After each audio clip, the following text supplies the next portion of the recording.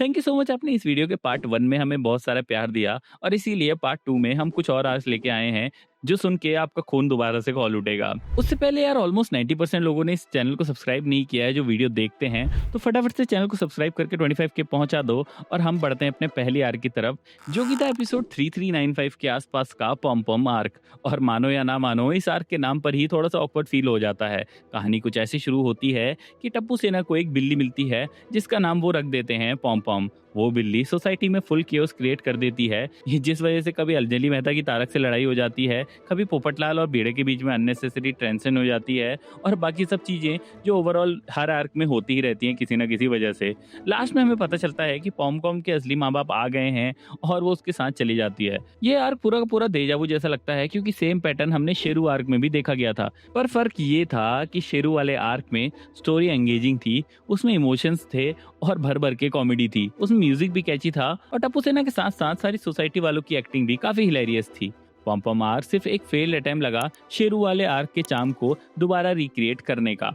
ना उसमें इमोशंस थे, ना लॉजिक, ना ही कोई जेन्युइन कॉमेडी, और इसीलिए पॉम पॉम आर्क मेरी लिस्ट में एक और बेकार स्टोरी लाइन के रूप में शामिल है। एंड इस पॉम पॉम वाले गाने की तो मैं जितनी तारीफ करूँ उतनी कम है, इसीलिए इस गाने की तारीफ आप लोग कमेंट में कर दो, क्योंकि मैं हर कमेंट पढ़ता हूँ। और तब तक हम चलते हैं अपने नेक्स्ट आर्क की तरफ, जो कि था तारक मेहता का बाहर खाने वाला आर्क। वैसे तो अंजलि हमेशा ही तारक के पीछे हाथ धोकर पड़ी रहती है, लेकिन एपिसोड 1487 के आसपास जब तारक मेहता अपनी स्ट्रिक्ट डाइट से परेशान हो गया था, तो पुरुष मंडली ने सोचा कि चलो दोस्त को थोड़ा बाहर का टेस्टी खाना खिलाया जाए। ये एक नॉर्मल दोस्ती वाला जेस्चर था जिसमें कोई बिग डील नहीं थी, लेकिन जैसे ही महिला मंडल को ये पता चला, उन्होंने जो रिएक्शन किया और जो एक्शंस लिए वो हद पार कर देता है। दया के आइडिया पे उन्होंने सारी पुरुष मंडली जिस कमरे में बंद थी उसमें लिटरली मिर्ची का धुआं कर दिया। सोचो, लार्ज मिर्च का धुआं किसी के मुंह में जा रहा है, आंखों में जा रहा है और सांस के लिए कितना डेंजर हो सकता है।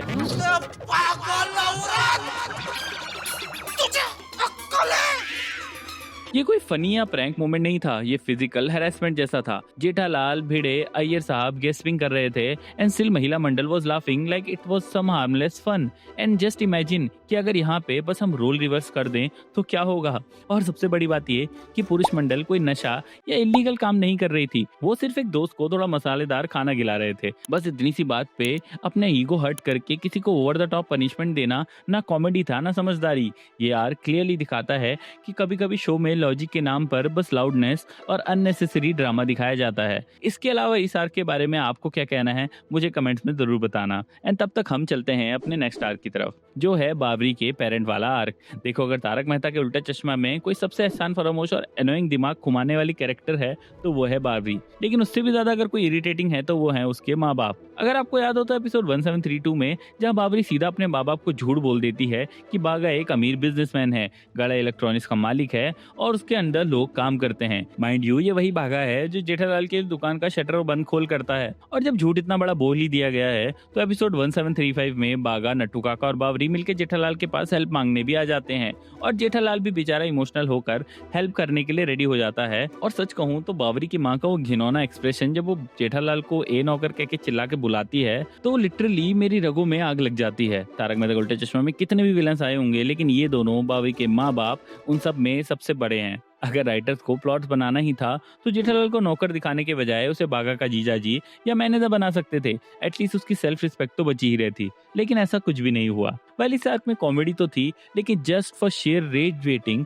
ये मेरी लिस्ट में इंक्लूडेड है। लेकिन आपका इस आर्क के बारे में क्या कहना है मुझे कमेंट्स में जरूर बताना, क्योंकि मैं हर कमेंट पढ़ता हूँ। इसके बाद बात करते हैं एक और इलॉजिकल और फ्रैंकली थोड़ा इमोशनल टॉर्चर वाले आर्क की, जो था दया की माँ वाला आर्क। अराउंड एपिसोड 1556 में इस आर्क में हमें दिखाया जाता है कि दया की माँ किसी सम्मान समारोह के लिए मुंबई आ रही है। पूरी सोसाइटी वाले बहुत एक्साइटेड होते हैं उनका वेलकम करने के लिए। वो फाइनली आती भी है, लेकिन अवार्ड लेने के बाद जब सब डांस कर रहे होते हैं उस वक्त वो गायब हो जाती हैं।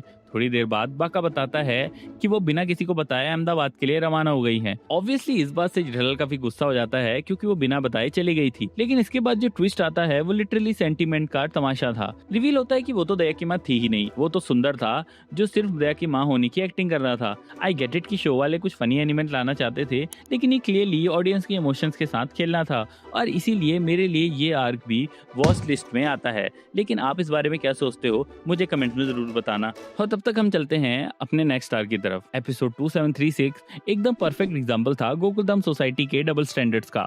अब्दुल ने यहाँ सिर्फ 5 रुपए दूध का रेट बढ़ाया था और पूरी सोसाइटी ही हिल गई। ये वही लोग हैं जो बड़े बड़े फ्लैट्स में रहते हैं, हर इवेंट पे लाखों हजारों रुपए खर्चा कर देते हैं। महिला मंडल की किटी पार्टीज में भी खर्चा होता ही होगा, लेकिन ये सब 5 रुपए के चलते प्रॉब्लम में फंस जाते हैं। और सबसे अजीब बात ये थी कि किसी ने ये नहीं पूछा कि अब्दुल ने दाम बढ़ाया क्यों है। उसने खुद बोला था इसमें उसका कोई पर्सनल फायदा नहीं है, लेकिन फिर भी सब उस पर शक करने लगते हैं और ये भूल जाते हैं कि अब्दुल सालों से बिना किसी शिकायत के सोसाइटी वालों के हर छोटे बड़े काम करता आया है। और सच कहूँ तो इस दूध वाले आर्क में पूरी सोसाइटी का रिएक्शन बहुत ही ओवर द टॉप था। वो लोग ऐसे रिएक्ट कर रहे थे जैसे उन्होंने कभी महंगाई देखी नहीं हो। भाई 2008 का 5 रुपए का दूध क्या आज भी उसी रेट पे मिलेगा? जब सब चीजों के दाम बढ़ रहे हैं तो दूध का भी बढ़ना लाजमी है। लेकिन ये लोग ऐसा लग रहा था जैसे अब्दुल पे सिर्फ अपना गुस्सा निकालने का रीजन ढूंढ रहे थे, एंड इसीलिए इतना इलॉजिकल बिहेवियर दिखाने के लिए ये आर्क मेरी वॉच लिस्ट का पार्ट है। इसके बारे में आप क्या सोचते हो ये मुझे कमेंट्स में जरूर बताना। एंड हम चलते हैं नेक्स्ट आर्क पे, जो कि है करेले के भूत का आर्क। अगर आपको याद हो तो एपिसोड 3345 के अराउंड अंजलि मेहता गोली को एक डिटेक्टिव बना के भेजती है ये पता करने के लिए कि क्या तारक बाहर कुछ छुप छुप के खा रहे हैं। और जब गोली जाके स्पाई करता है तो पता चलता है कि तारक सच में बाहर खाना खाते हैं। बस फिर क्या था, अंजलि का डाउट कंफर्म हो जाता है और वो नाराज हो जाती है। लेकिन यहाँ से स्टोरी थोड़ी सी अजीब हो जाती है जब तारक मेहता खुद करेले के भूत का नाटक करने लगते हैं। वही सब्जी जिसका जूस अंजलि हर सुबह उन्हें जबरदस्ती पिलाती है।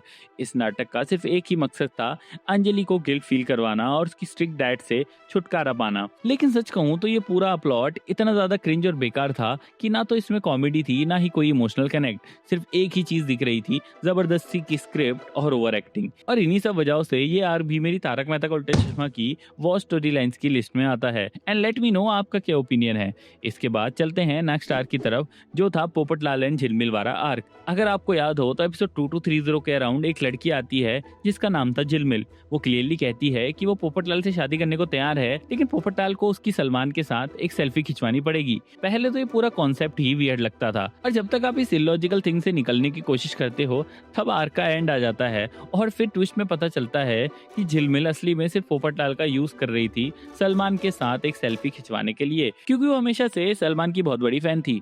उसका मंगेतर भी इस प्लान में उसके साथ मिला हुआ था और पोपटलाल से उसी की शादी की बात कर रहा था। मतलब सब कुछ एक बड़े झूठ का हिस्सा था। यहाँ सबसे फ्रस्ट्रेटिंग पार्ट ये था कि यहाँ झिलमिल को कोई लेसन नहीं मिला, बस एक हल्का सा सॉरी और पोपटलाल ने उसको माफ कर दिया और स्टोरी भी खत्म हो गई। जबकि अगर आपको याद हो तो कोयल वाले आर्क में जब पोपटलाल का दिल तोड़ा गया था तो उसने नकली जहर खा के एक्टिंग करके कोयल को एक असली लेसन सिखाया था। वैसा ही कुछ यहाँ पे भी होना चाहिए था। कम से कम यहाँ एक इम्पैक्टफुल एंडिंग होती और उस लड़की को भी समझ में आता कि किसी की फीलिंग के साथ खेलना गलत होता है। एंड क्योंकि ऐसा नहीं हुआ, इसीलिए ये आर्क भी मेरी वॉच तारक मेहता का उल्टा चश्मा की आर्क वाली लिस्ट में पक्की जगह बनाता है। वेल ये तो थे मेरी कुछ पर्सनल वॉच आर्क, लेकिन आप इस बारे में क्या सोचते हो मुझे कमेंट में जरूर बताना। पोकेमॉन की वीडियो देखनी है तो पिन कमेंट में जाके देख लेना, और तब तक मैं चलता हूँ कुछ और ऐसी ही स्टोरी लाइन्स ढूंढने।